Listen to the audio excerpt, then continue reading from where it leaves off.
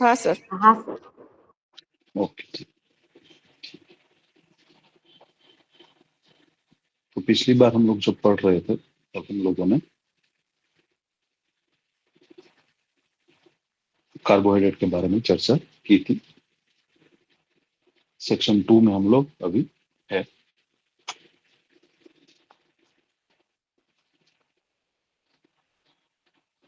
तो नेक्स्ट आज हम टॉपिक पढ़ने वाला है, उसका नाम है प्रोटीन, जो कि अगेन एक बहुत महत्वपूर्ण एस्पेक्ट है हमारे फूड का।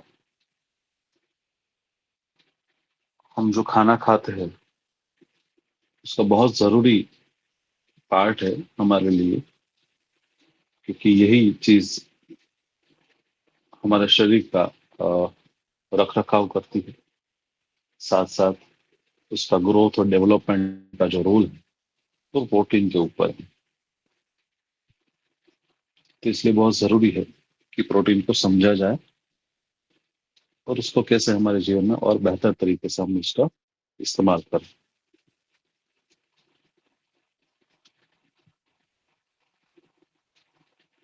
तो परिचय में, प्रोटीन शरीर का निर्माणकारी बॉडी बिल्डिंग पोषक तत्व है। इससे हमारा शरीर मोटे तौर पर जो ग्रोथ दिखता है शरीर का, जो मसल दिखते हैं, ठीक है, वो मेनली बनते हैं प्रोटीन के अब्जॉर्प्शन से, ठीक है। उसके अलावा शरीर की मांसपेशियां, त्वचा, बाल, एंजाइम, हार्मोन आदि का मुख्य घटक है। जीवन के लिए अ, बहुत ही अनिवार्य है। प्रोटीन जो कि अमीनो एसिड की एक सीक्वेंस है, जिसके अंदर 20 प्रकार के अलग अलग एमिनो एसिड होते हैं, ठीक है। उस एसिड का अलग अलग का अब्जॉर्प्शन होता है और अलग अलग शरीर के जो पार्ट है, जो लिम्स है, उसके ऊपर अलग अलग तरीके से वो काम करते हैं। क्योंकि त्वचा के लिए अलग अलग जरूरत पड़ेगी अलग एमिनो एसिड की, बाल के लिए मानी कि आपके हेयर के ग्रोथ के लिए अलग एमिनो एसिड की जरूरत पड़ेगी, हार्मोन के लिए, मांसपेशियों के लिए अलग एमिनो एसिड की जरूरत पड़ेगी। तो उसकी वो अलग अलग सीक्वेंस है, ठीक है। तो जो परिभाषा अगर समझें कि प्रोटीन क्या है, तो नाइट्रोजन युक्त जैविक यौगिक जो अमीनो एसिड, अमीनो अम्ल से बने होते हैं, और जिसको शरीर की रचना और महत्वपूर्ण भूमिका है।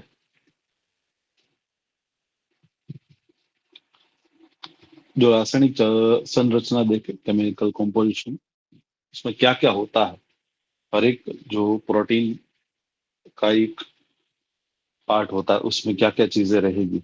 तो उसमें कार्बन रहेगा, हाइड्रोजन रहेगा, ऑक्सीजन रहेगा, नाइट्रोजन रहेगा, और कुछ चीजों में सल्फर भी रहेगा।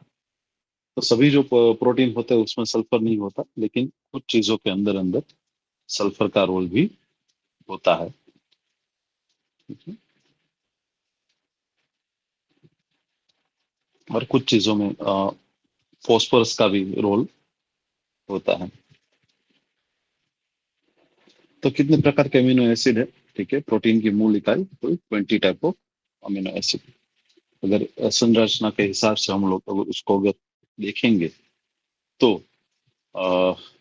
एमिनो ग्रुप बनेंगे NH2, और कार्बोक्सिलिक ग्रुप बनेंगे COOH के फॉर्म में वो केमिकल कॉम्बिनेशन बनेगा। कितने प्रकार के अमीनो एसिड होते हैं उसका ये लिस्ट है, ठीक है।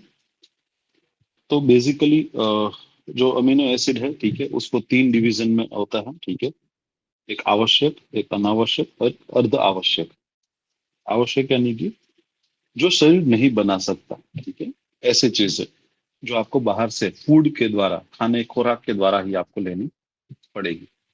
दूसरे है ऐसे अमीनो एसिड जो कि शरीर बना सकता है, ठीक है। और तीसरा अर्ध आवश्यक, ठीक है, कंडीशनल एसेंशियल, यानी कि विशेष परिस्थितियों में आवश्यक।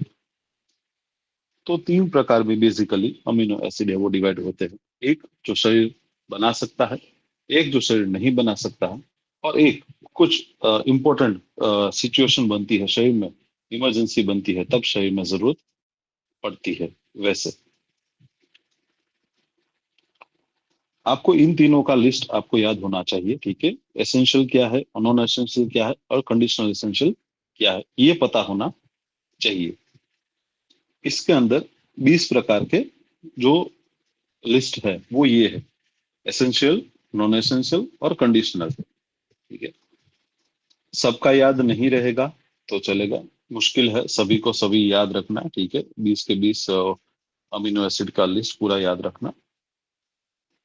तो इतना ज्यादा डिटेल में अगर नहीं जा पाएंगे तो चलेगा, लेकिन आपको बेसिक एग्जाम में पूछा जाए तो आपको एटलीस्ट पता होना चाहिए कि अमीनो एसिड के तीन बेसिक उसके ग्रुप है, ठीक है। Essential amino acid, non essential और कंडीशनल एसेंशियल,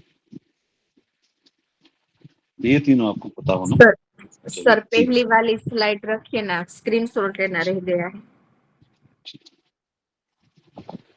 इससे भी पहली वाली, इससे आगे की।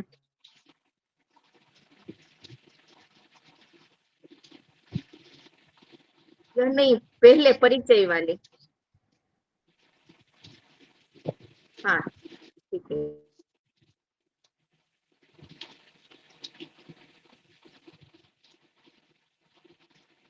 तो अमीनो एसिड के तीन ग्रुप में पढ़ते हैं: एक जो शरीर ऑब्जॉर्व जो शरीर बनाता है, एक जो कि शरीर नहीं बनाता है, हमें खुराक से लेना पड़ता है।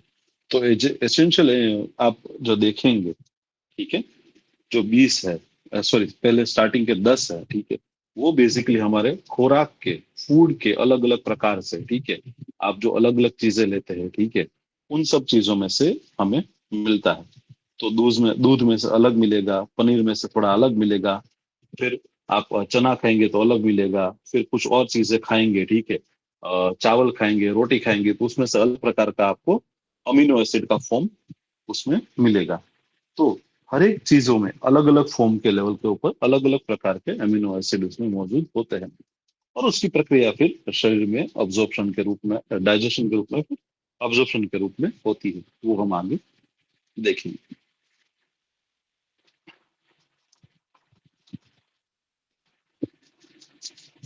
अगर मूल तरीके से वर्गीकरण के रूप में देखें, क्लासिफिकेशन, ठीक है, अमीनो एसिड का, प्रोटीन का, सॉरी, तो क्या होगा? एक पशु स्रोत में, ठीक है, और वनस्पति स्रोत में, ठीक है।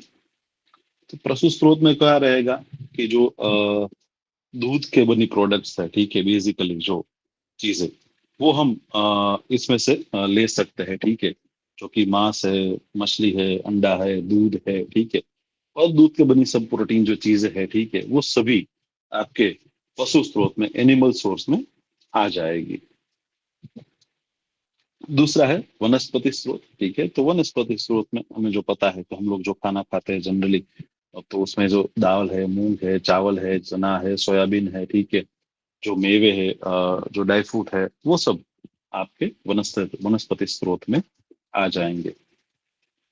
तो अगर हम लोग उसको साधन के रूप में देखें तो दो वर्गों में बांटा जाएगा: पशु स्रोत में, वनस्पति स्रोत में, ठीक है। उसी को अगर रासायनिक स्रोत में अगर बांटा जाए तो सरल प्रोटीन, संयुग्मित प्रोटीन और व्युक्त प्रोटीन, ठीक है। जो सरल प्रोटीन है, केवल अमीनो एसिड है, ठीक है, यानी कि डायरेक्ट जो अमीनो एसिड उसमें मौजूद रहता है। तो अमीनो एसिड के 20 फॉर्म है, 20 फॉर्म, वो हमने चर्चा की, उसके फॉर्म में रहता है, ठीक है। दूसरा है संयुग्मित कंजक्टेड, ठीक है। कंजक्टेड प्रोटीन में क्या है कि उसमें protein plus non protein part, जो कि हेमोग्लोबिन में मौजूद होता है, ठीक है, क्योंकि उसमें रक्त का यानी कि ब्लड का पोर्शन रहता है, ठीक है, इसलिए उसको कंजक्टेड प्रोटीन में उसको हम लोग ऐड कर सकते हैं।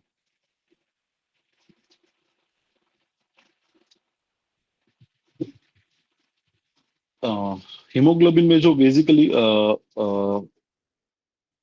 लवण के जो पोर्शन होता है, ठीक है, उसके लिए वो जो जुड़ता है प्रोटीन के साथ, ठीक है, जब आयन का पार्ट, ठीक है, तो वहां पे वो कंजक्टेड प्रोटीन का पार्ट बनता है। और दूसरा है डिराइव्ड प्रोटीन या व्युक्त प्रोटीन, ठीक है, यानी कि शरीर में जो क्रियाएं होती है, ठीक है, और उससे ब्रेक डाउन होता है, उससे जो हमें पाचन से मिलता है, ठीक है, वो परिणाम स्वरूप जो हमें एसिड मिला, ठीक है, या जो प्रोटीन का पोर्शन मिला, ठीक है, वो हमारा बनता है। तो रासायनिक तौर पर तीन प्रकार के प्रोटीन मिलते हैं। सरल प्रोटीन जो सीधे अमीनो एसिड के फॉर्म में हमें मिलता है। दूसरा है संयुगित जो कि कंजक्टेड प्रोटीन के फॉर्म में है, ठीक है। तीसरा है डिराइव्ड, पाचन करने के बाद।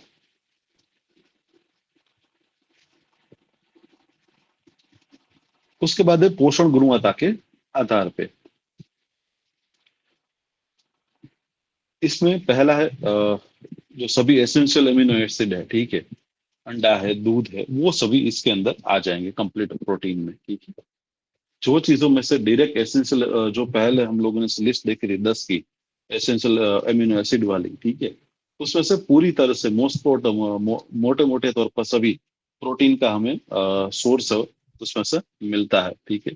तो वो सभी हमारे लिए कंप्लीट प्रोटीन का पार्ट बनेंगे। इनकम्प्लीट में रहेगी दालें, ठीक है, क्योंकि जो दाल होती है, ठीक है, वो हमारे लिए पोर्शन में कुछ चीजें मिलती है, कुछ चीजें नहीं मिलती है। अ, बहुत सारी बार लोगों को ऐसी गलतियां होती है, और जो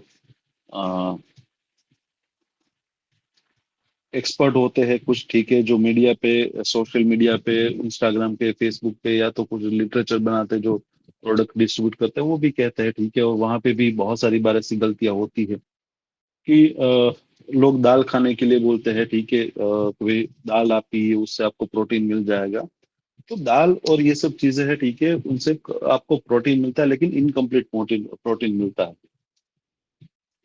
उसका रीजन क्या है कि हम लोग अगर दाल पीते हैं तो क्या होता है कि अब वैसे ही जो फीमेल है उनको पता है, ठीक है, कि एक आपने जो बाउल है, ठीक है, छोटा वाटकी है, उतनी वाटकी भर आपने दाल ली है, ठीक है, उसको भिगोया है, उसमें बहुत सारा पानी ऐड किया है, ठीक है, ढाई एक डेढ़ 2 लीटर, ठीक है, और उसको फिर बॉईल करके आपने उसको लिक्विड फॉर्म में ले रहे हैं। तो अगर आप देखेंगे, तो अगर आपने उसका पोर्शन देखेंगे तो पोर्शन बहुत कम है। एक वाटकी तो दाल ही आपने पी है, ठीक है, तो वो भी पानी वाली थी। तो अगर आप देखेंगे तो बहुत छोटे पोर्शन में हम लोगों ने दाल का कंजम्पशन किया हुआ है। तो इतने छोटे कंजम्पशन में हम लोग लेंगे तो क्या होगा, मुश्किल होगा, ठीक है, ये हमारे लिए बॉडी के लिए इतना काफी नहीं होगा। कितना चाहिए पोर्शन, ठीक है, हर एक इंसान को, वो हम आगे देखेंगे। लेकिन इसलिए बहुत जरूरी है कि प्रोटीन का सही अनुपात में हमारे शरीर में जाए, ठीक है। तो दाल, सिर्फ अगर दाल पीते रहेंगे या सिर्फ आप जो कठोर है, ठीक है, वो लेते रहेंगे तो उतना काफी नहीं रहेगा। आपको उसका प्रॉपर सही तरीके से अनुपात में आपको उसका पोर्शन लेना पड़ेगा। कॉम्प्लीमेंट्री प्रोटीन है, चावल है, गेहूं है, ये सब जो चीजें है, ठीक है, वो हमें मिलती है, ठीक है। या तो इसको कॉम्प्लीमेंट्री, इसको कहीं कहीं इनकम्प्लीट भी बोलते हैं, ठीक है, या तो आंशिक रूप से पार्शियली कंप्लीट भी बोलते हैं, ठीक है, ये सब चीजें। तो चावल है, जैसे गेहूं है, अगर गेहूं की रोटी आप खाएंगे तो आप 3-4 रोटी खाएंगे तो भी आपको उसमें से 3-4 ग्राम 5 ग्राम प्रोटीन जितना मिल जाएगा, लेकिन वो आपके लिए प्रोटीन का मेन सोर्स नहीं रहेगा, ठीक है। वो कॉम्प्लीमेंट्री, वो साइड से आपके बॉडी को सपोर्ट के लिए मिलता है। उतना अगर प्रोटीन लेंगे तो आपके शरीर को काफी नहीं होगा। तो पोषण की गुणवत्ता के हिसाब से कंप्लीट प्रोटीन वाली चीज है, जिसमें इनकम्प्लीट है, ठीक है, और तीसरा है कॉम्प्लीमेंट्री, ठीक है, आंशिक रूप से जो चीजें प्रोटीन मिलता है वो। तो ये तीन प्रकार आपके बनते हैं। पशु के स्रोत में, वनस्पति के स्रोत में प्रोटीन आपका डिस्ट्रीब्यूट होगा, रासायनिक तौर पे होगा, ठीक है, और तीसरा पोषण के रूप में आपका प्रोटीन डिस्ट्रीब्यूशन होगा। यहाँ तक क्लियर है सभी को?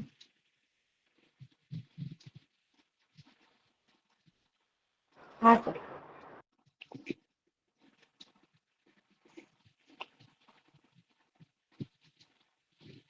नेक्स्ट आते हैं डाइजेशन और अब्जॉर्प्शन के ऊपर।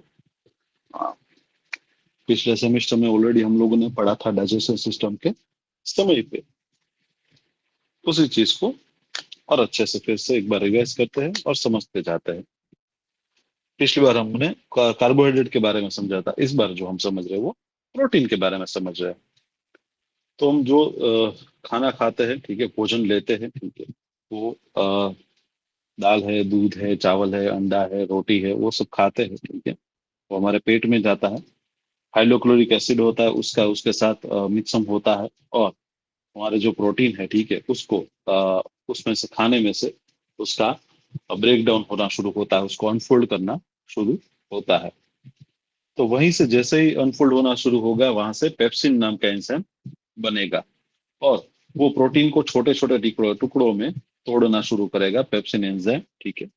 और वो वहां से आपके पेट में से जाएगा छोटी आंत में, जहाँ पे छोटी आंत में जो एंजाइम है, ठीक है, टेप्सिन और साइमोट्रोसेप्सिन, ये दोनों ही मिलके उसको पेप्टाइड और छोटे पेप्टाइड में तोड़ना शुरू करेंगे। जैसे ही वो तोड़ना शुरू करेंगे, तो वहां से आपके बॉडी में वो ब्लड के थ्रू, सॉरी, पेप्टाइन से, ठीक है, वो अमीनो एसिड में शिफ्ट होना शुरू होंगे, और वहां से वो डाइजेशन की प्रोसेस के लिए ब्लड के थ्रू आपके बॉडी में हर एक सेल में पहुंचेंगे।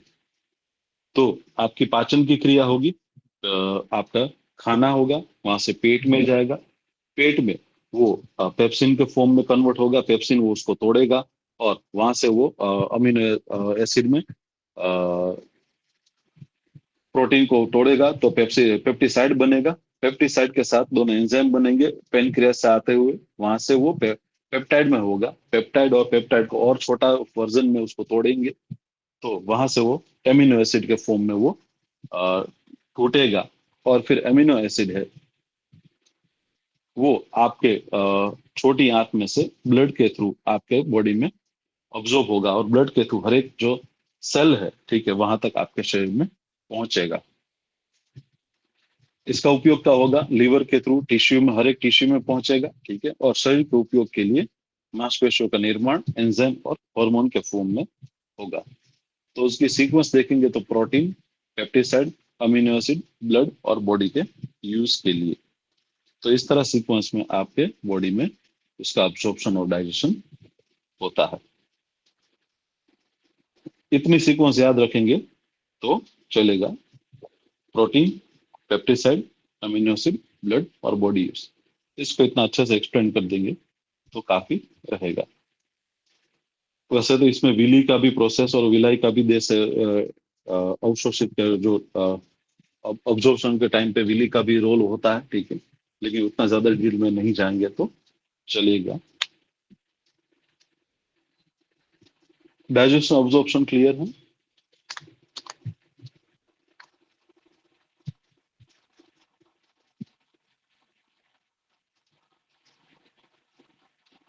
हेलो? हाँ સર ડાયજેશન અને અબ્ઝોર્પ્શનમાં થોડું ડાયજેશન એટલે પાચન, અને અબ્ઝોર્પ્શન એટલે અવશોષણ. જે પાચન થાય છે, પાચન થઈ ગયું, પણ પછી એને શરીરમાં અબ્ઝોર્બ તો કરવું પડે ને, એને ગ્રહણ તો કરવું પડે ને. ગ્રહણની પ્રોસેસ છે એબ્ઝોર્પ્શન છે. ઓકે શરીરમાં જયારે ખોરાક આવશે ત્યારે તૂટવાનું શરૂ થશે, પેપ્ટિસાઇડ માંથી તૂટશે, ઠીક છે.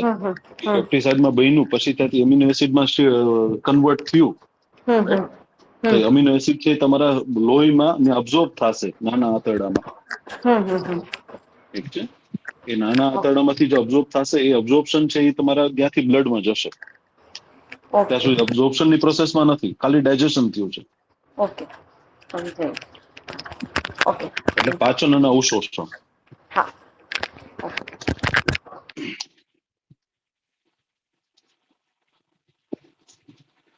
तो मुख्य कार्य के रूप में क्या होगा कि निर्वहन एवं मरम्मत मांसपेशियों की, ठीक है, एंजाइम एवं हार्मोन का रोग प्रतिकारक क्षमता बनाए रखना, एंटीबॉडीज, फिर परिवहन का कारण हीमोग्लोबिन के लिए, ठीक है, पीएच की संतुलन बनाए रखना, द्रव्य संतुलन यानी कि बॉडी का लिक्विड का फॉर्म, और ऊर्जा का स्रोत, ठीक है, 1 ग्राम यानी 4 कैलोरी के फॉर्म में हमें मिलता है। तो ये हुआ फंक्शन ऑफ प्रोटीन। हमारे शरीर को जो जरूरत है मरम्मत की, डेली आप जो योग करते हैं, प्रैक्टिस करते हैं, तो हर एक योग प्रैक्टिस करेंगे, हर एक आसन करेंगे, तो उसमें आपके शरीर को, आपकी मांसपेशियां टूटती है और वो ब्रेक डाउन होती है, फिर से वो रिजनरेट होती है। तो उसमें आपके शरीर को हर रोज उसकी फिर से नई बनाने के लिए बहुत सारे प्रोटीन की जरूरत पड़ती है। सर तो पीएच संतुलन मीन्स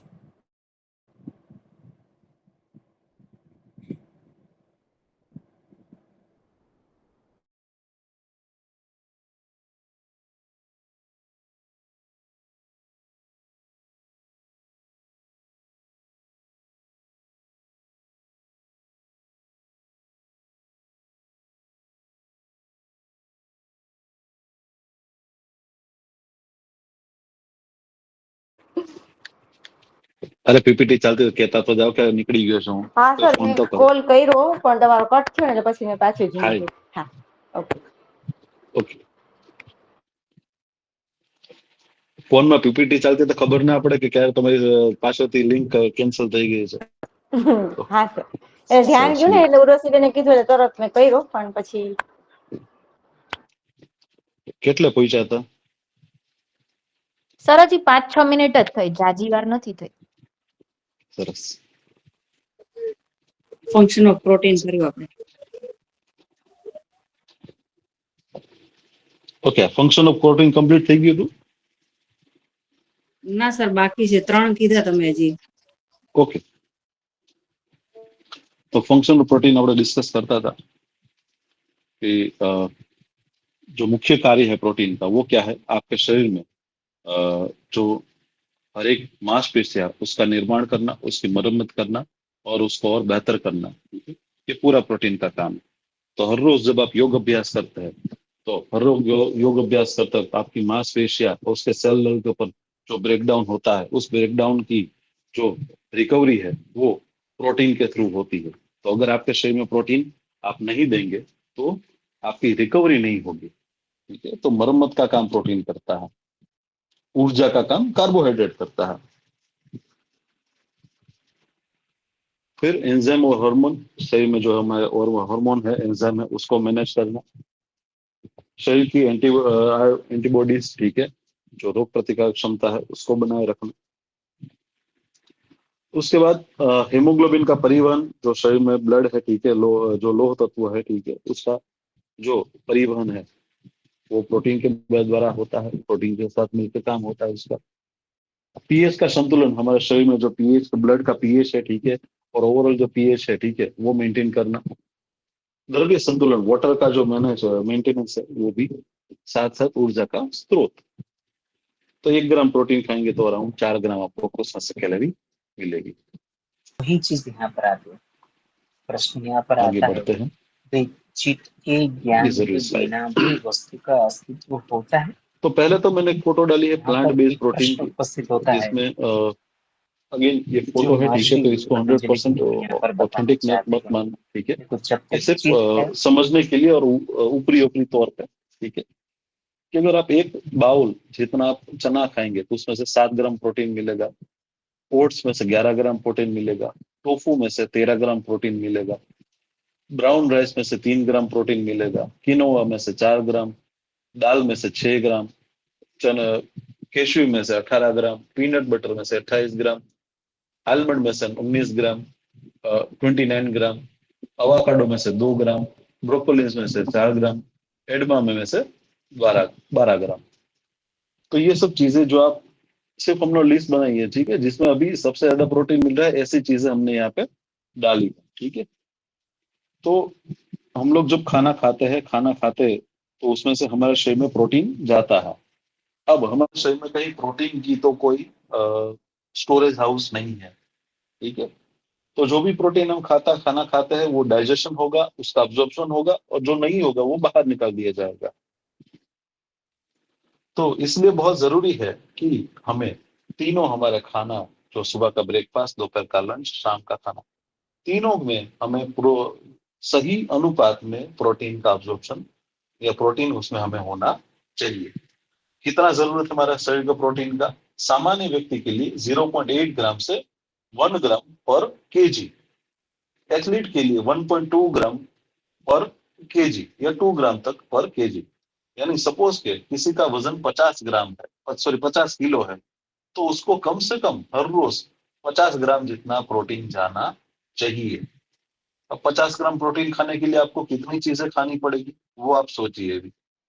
अगर आप एक वाटकी जितना चना खाएंगे तो उसमें से आपको 7-8 ग्राम जितना प्रोटीन मिलेगा। ठीक है, हम लोग दाल खाते हैं तो दाल होती है तो वैसे ही तो एक बाउल एक वाटकी दाल लेंगे, उसको भिगोएंगे, उसको फिर उसमें 1-1.5 लीटर पानी डालेंगे, फिर उसमें तड़का लगा के फिर खाएंगे। ठीक है, तो वो एक वाटकी दाल नहीं है, एक वाटकी दाल यानी कि पूरी आपने वही भिगोई है, वो आप खाएंगे तब आपको इतना 6-7 ग्राम 8 ग्राम प्रोटीन मिलेगा। तो जब प्रोटीन आपके शरीर में सही तरीके से अनुपात में नहीं जाएगा तब क्या होगा, आपका जो उसका रोल है प्रोटीन का कि शरीर का रख रखाव करना है, ठीक है, शरीर में हार्मोन है उसको मैनेज करना है, शरीर में मांसपेशियां है उसका मेंटेनेंस करना है, ठीक है, पीएच मेंटेन करना है, हीमोग्लोबिन है उसको मैनेज करना है। ठीक है, ये सब चीजों के लिए आपके शरीर में प्रोटीन की जरूरत है। अब आप प्रोटीन देंगे ही नहीं तो क्या होगा कि आपके शरीर के ये सब जो कार्य है उसमें बाधाएं आना शुरू हो जाएगी। तो यहाँ पे इसलिए बहुत जरूरी है, और हमारे शरीर में उसका अब्जॉर्ब होने के बाद उसका स्टोरेज नहीं है, तो इसलिए बहुत जरूरी है कि हम लोग सभी खाने में, हमारे सुबह ब्रेकफास्ट हो, दोपहर का लंच हो, शाम का खाना हो, तीनों में प्रोटीन का रोल होना चाहिए। ठीक है, तो ये यहाँ पे आपका प्रोटीन का अब्जॉर्प्शन और डाइजेशन काम करता है। ठीक है, दूसरी चीज, हम योग अभ्यास करते हैं तो योग अभ्यास करेंगे तो हमारे शरीर में जो मांसपेशियां खींचेगी उसमें ब्रेक डाउन होगा, फिर उसमें उसको प्रोसेस के लिए उसको जरूरत पड़ेगी। ठीक है, अब आप प्रोटीन देंगे ही नहीं तो क्या होगा, वो रिकवर नहीं कर पाएंगे, और रिकवरी नहीं होगी तो क्या होगा, थकान लगेगी, मसल वीक होंगे। ठीक है, और दिक्कतें बढ़ेगी। तो यहाँ पे इसलिए बहुत जरूरी है। और ये सामान्य व्यक्ति के लिए 0.8 ग्राम टू 1 ग्राम, अगर कोई एथलीट है जो दौड़ता है, ठीक है, वो ज्यादा जिम में जाते हैं, ठीक है, स्विमिंग में करते हैं, क्रिकेट खेलते हैं, ठीक है, बच्चे हैं, उनको तो एक 1.2 ग्राम से 2 ग्राम जितना चाहिए। ठीक है, उतना नहीं होगा। जो महिला है गर्भावस्था में है उनको भी, ठीक है, जो बेबी है उनके ग्रोथ के लिए उनको और प्रोटीन चाहिए। तो जब हम लोग प्रोटीन कम खाते हैं तो हमारी समस्याएं बढ़ती है। ठीक है, तो ये हमें बहुत सही तरीके से रियलाइजेशन करने की जरूरत है कि क्यों हमारे शरीर में प्रोटीन की आवश्यकता है और प्रोटीन होने खाने से क्या हमें लाभ मिलते हैं। तो अभी आप लोगों को सही तरीके से पता होना चाहिए कि हम लोग जब खाना खाते हैं दोपहर में या शाम में, हमारी थाली होती है, तो थाली में अनुपात में हर रोज कम से कम आपका 50-60% से ज्यादा कार्बोहाइड्रेट नहीं होना चाहिए। 30-40% कम से कम आपका उसमें जो आपकी प्रोटीन वाली चीजें होनी चाहिए जिसमें प्रोटीन मिलता है। ठीक है, जैसे आपने हर रोज कम से कम आपको एक कठोर की सब्जी लेनी पड़ेगी, दाल की सब्जी दाल लेनी पड़ेगी। ठीक है, उसके अलावा दूध है, छाछ है, पनीर है, ठीक है, बटर है, ये सब चीजें, मक्खन है, ठीक है, ये सब चीजें आपके शरीर में जानी ही जानी चाहिए, तभी आपका प्रोटीन का कंजप्शन है डेली का वो कंप्लीट होगा। अगर वो नहीं होगा तो आपका शरीर है वो वीक होता जाएगा, और मसल लॉस होना शुरू होंगे तो आपकी शरीर है वो भी वीक होना शुरू हो जाएगी। इसीलिए मोस्टली क्या होता है कि 40-50 के बाद, ठीक है, मसल लॉस होना शुरू होता है। ठीक है, और मसल लॉस तभी होता है जब आपके शरीर में प्रोटीन की कमी, और प्रोटीन आप सही तरीके से आपके शरीर को नहीं दे रहे हो। ठीक है, और दूसरा, प्रोटीन का अब्जॉर्प्शन तभी सही तरीके से काम करेगा जब आप सही तरीके से एक्सरसाइज और सही तरीके से आप वर्कआउट करेंगे तो। राइट, सिर्फ एग्जांपल के तौर पे समझिए, ठीक है, कि अगर आपके शरीर में, चलो, अमीनो एसिड है अब्जॉर्ब हो गया, ठीक है, और वो आपके शरीर में ब्लड के थ्रू पहुंच गया मसल के लिए, मसल के पास, ठीक है, लेकिन मसल में कोई रिकवरी की जरूरत ही नहीं है, तो वो क्या होगा, वो वेस्ट के रूप में आपका लीवर है वो बाहर फिर निकाल देगा, राइट। तो वहां पे आपके शरीर में ब्रेकडाउन भी जरूरी है ताकि वो उसका सही तरीके से उपयोग हो पाए। तो वहां पे इसलिए जरूरत है कि आपके शरीर में आप एक्सरसाइज करेंगे तो फिर आपके मसल को उसकी जरूरत पड़ेगी, मसल को जरूरत पड़ेगी तो आपके मसल और बेहतर बनेंगे, या तो वो सही तरीके से बने रहेंगे, ठीक है, उसका वो जो मास है उसका जो ग्रोथ है, ठीक है, वो बना बना रहेगा, वरना वो लूज होना शुरू हो जाएंगे। तो इसलिए बहुत सही तरीके से जरूरी है कि हम लोग प्रोटीन का सही अनुपात में हर रोज हमें खाने में उसको ऐड ऑन करें। अगर सही तरीके से नहीं जाएगा तो कमी क्या होगी, ग्रोथ रिटार्डेशन होगा, मसल वेस्टिंग होगा। और अधिक जाएगा तो किडनी पे लोड बढ़ेगा, ठीक है, आपका जो यूरिया है, ठीक है, उसमें लोड बढ़ेगा, ठीक है, और डिहाइड्रेशन की दिक्कत आपके शरीर में होगी। इसलिए बहुत बार ऐसा होता है, ठीक है, कि हम लोग डिहाइड्रेशन की दिक्कत ज्यादा होती है आप लोगों को। और कि आप पूरे दिन दोपहर को आपने खाना खाया, ठीक है, आपने खाने में चने की सब्जी, सिर्फ चने की सब्जी खा लीजिए, ठीक है, तो आपका शरीर है, ठीक है, वो उसको दिक्कत हो जाएगी। क्यों? क्योंकि आपके बॉडी के डाइजेशन के लिए, ठीक है, आपको बहुत सारा वाटर की जरूरत पड़ेगी। और दूसरा, बहुत ज्यादा प्रोटीन सिर्फ खाएंगे तो क्या होगा, आपका डाइजेशन भी वीक पड़ेगा, ठीक है। प्रोटीन है वो उसका मास ज्यादा होता है, ठीक है, और उसमें फाइबर की कमी होती है। तो फाइबर की कमी के कारण क्या होता है कि बहुत बार होता है कि बॉडी है आपका जो इंटेस्टाइन है वो चौकअप हो जाता है, ठीक है, या तो उसमें स्लो अब डाइजेशन की प्रोसेस होती है, तो वहां पे दिक्कत सबसे ज्यादा शुरू हो जाती है। तो इसीलिए कार्बोहाइड्रेट के साथ साथ प्रोटीन का दोनों का अनुपात सही लेवल के ऊपर होना चाहिए, तभी आपकी बॉडी है वो सही तरीके से डाइजेशन की जो सिस्टम है उसको मैनेज कर पाएगी। अगर सिर्फ कार्बोहाइड्रेट देते देते रहेंगे तो ऊर्जा शरीर को मिलेगी, लेकिन रख रखाव नहीं हो पाएगा, उसका ग्रोथ नहीं हो पाएगा। अगर सिर्फ प्रोटीन देते रहेंगे तो क्या होगा, डाइजेशन की दिक्कत हो जाएगी, इनडाइजेशन हो जाएगा, आपके बॉडी में से खाना बाहर निकालने में मुश्किल होगी, ठीक है। तो अगर आप किसी दिन ट्राई करना कि एक दिन सुबह या दोपहर को या शाम को सिर्फ एक दो बाउल जितना आप सिर्फ वो जो शींग है, दाढ़िया है, वही खाना, ठीक है। दूसरे दिन आपको पता चलेगा डाइजेशन में कितनी दिक्कत होती है, ठीक है, और आपके बॉडी को कितना डिहाइड्रेशन की भी दिक्कत होती है। तो यहाँ पे कंप्लीट होता है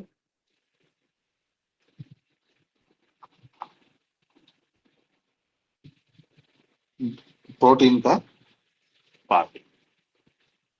इसमें किसी को कोई क्वेरी या कुछ डिटेल हो तो बताइए।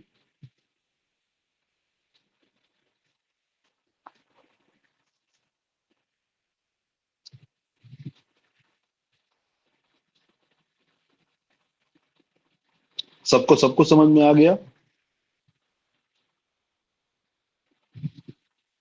હા સર, મતલબ સર કે પ્રોટીન જે છે એ આપણા શરીરની અંદર જે મરમતનું ને બધું કાર્ય કરે છે, તો એને એનો રેશિયો જે છે કાર્બોહાઈડ્રેટ છે કે રેશિયો મેન્ટેન કરો તો એ યોગ્ય રીતે કામ કરે છે. પણ ધારો કે એનું વધારે તમે લઈ લ્યો તો એને પછી પચાવવા માટેની આપણી એટલી કેપેસિટી હોવી જોઈએ. જો ન હોય એટલી કેપેસિટી તો પછી એના પ્રમાણમાં જ લેવું જોઈએ. सही है।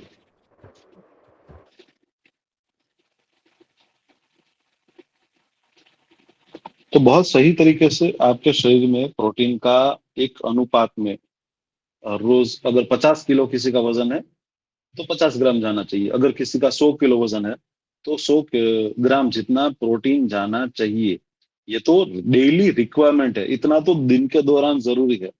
अगर आप कम खाएंगे तो आपका शरीर है वो कमजोर रहेगा, ठीक है, कमजोर रहेगा, ये समझिए। तो आप लोग अभी सोचिए अपने आप थाली में कितनी चीजें हैं, ठीक है, जो प्रोटीन वाली है वो आप लेते हैं। देखिए चावल है, गेहूं है, उसमें प्रोटीन मिलता है, लेकिन कितना, 3 ग्राम। अगर आपने एक रोटी खाई तो 3 ग्राम प्रोटीन मिलेगा, ठीक है। आपने चावल लिया तो उसमें से आपको 3 ग्राम प्रोटीन, 4 ग्राम प्रोटीन मिलेगा। સર તો આ પ્રોટીન પાવડર જે નથી આવતો એ બધા ખાતા હોય એ खवाय के न खवाय प्रोटीन पाउडर? देखिए वहीं पे पूरा रोल आता है कि पहले तो आपको पता होना चाहिए कि आप जो खाना खा रहे हैं, ठीक है, उसमें प्रोटीन सही तरीके से जा रहा है कि नहीं जा रहा है, ठीक है। हम्म अगर आप सही तरीके से इनफ प्रोटीन, सपोज हो सके आपका वजन 50 किलो है तो आपको 50 ग्राम दिन का प्रोटीन खाना है, लेकिन आप नहीं खा पा रहे हैं, हम्म तो क्या होगा? तो आपको बाहर से प्रोटीन ऐड करना पड़ेगा, यस ठीक है। तो वहां पे प्रोटीन, दूसरी दूसरी चीज, अब जो लोग एक्सरसाइज करते हैं, जिम में जाते हैं, उनके लिए तो रिक्वायरमेंट और बढ़ जाती है। अब सपोज के किसी का वजन 50 किलो है तो उसको 100 ग्राम प्रोटीन खाना पड़ेगा, अगर वो जिम में जाता है या उसको हर रोज स्पोर्ट्स खेलता है। तो 100 ग्राम प्रोटीन के लिए उसको कितनी सारी चीजें खानी पड़ेगी, ठीक है। अब आप सोचिए, अब दिन में उसको सुबह आप एक अंडा खाएंगे तो एक अंडे में 6 या 7 ग्राम जितना आपको प्रोटीन मिलेगा, ठीक है। तो आपको 3 4 5 अंडे खाने पड़ेंगे, ठीक है। फिर 2 3 बाउल जितना चना खाना पड़ेगा, 2 3 बाउल दाल खानी पड़ेगी, ठीक है। उसके साथ 5 6 10 रोटियां खानी पड़ेगी। उसके बाद भी शाम का खाना इतना हेवी करेंगे तब आपका वही चीज प्रोटीन का यहाँ पर इंटेक आती है। कंप्लीट होगा। अब उतना प्रश्न यहाँ मुश्किल है पर आता है, हर रोज के लिए, इस चीज हर एक के के लिए खाना। ज्ञान के बिना भी तो वस्तु वहां का पे इसलिए अस्तित्व फिर होता है। मॉडर्न डायटिक्स में प्रोटीन यहाँ पाउडर पर का एक रोल आता है कि भाई अगर आपका प्रोटीन खाने से कंप्लीट नहीं हो रहा है तो आप प्रोटीन पाउडर ऐड करिए। ओके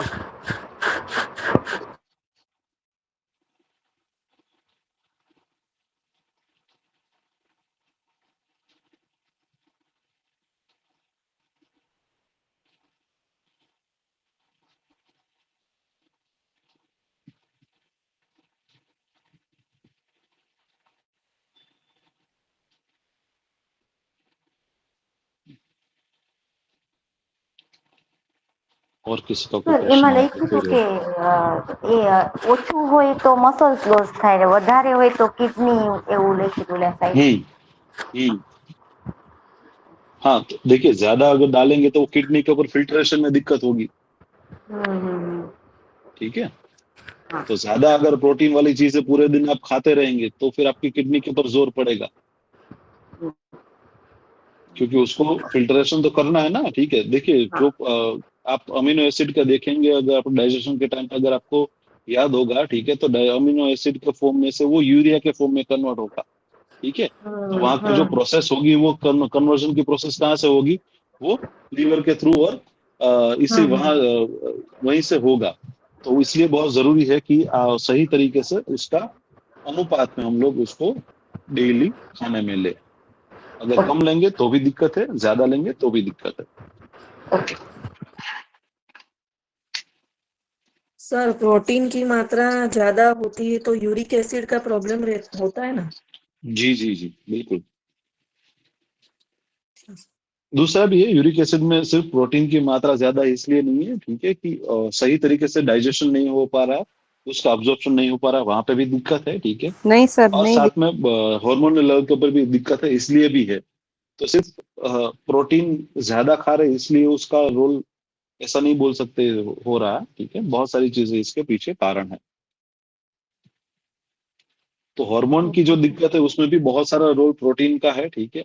हम लोगों को लगता है कि हमारे हार्मोन ठीक नहीं चल रहे, तो हम लोग सिर्फ अ, दवाई खा लेंगे तो ठीक हो जाए, तो ऐसा नहीं है। हमारा खाना है, ठीक है, डेली, वो भी मैटर करता है हमारे हार्मोन के लिए, अब्जॉर्प्शन के लिए। साथ साथ हेमोग्लोबिन की जो दिक्कत रहती है उसमें भी प्रोटीन का ही उतना ही रोल ज्यादा है, ठीक है, कि अब्जॉर्प्शन प्रोटीन के साथ होता है, सॉरी, प्रोटीन के साथ उसका बहना होता है। तो प्रोटीन कितने लेवल के ऊपर आपके बॉडी में है, ठीक है, वो आपके ब्लड में जो लो है, ठीक है, जो आयन है उसको कैरी करेगा। तो इसलिए वहां पे भी वो जरूरी है कि आपके ब्लड में भी सही लेवल के ऊपर प्रोटीन का अनुपात हो।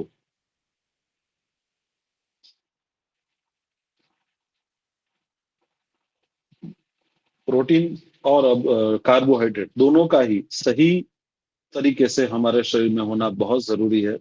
इसको बहुत कम लेवल के ऊपर डिस्कस किया जाता है, और उसकी अवेयरनेस बहुत कम लेवल के ऊपर है, ठीक है। और उससे बहुत सारी समस्याएं बनती है। अगर आपको अपना खाना सही तरीके से मैनेज करे तो आपकी बहुत सारी समस्याएं मैनेज हो सकती है।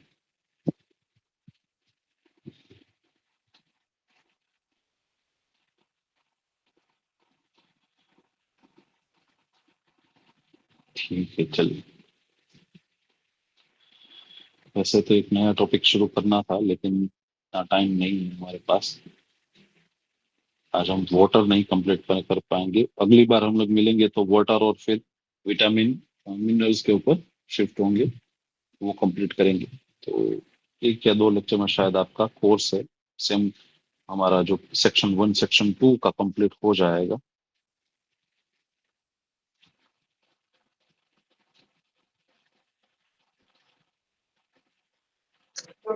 सर मैं बाहर जा रही हूँ, मेरा रोल नंबर है 12। ठीक है, चलिए अटेंडेंस ले ही लेते हैं। चलिए।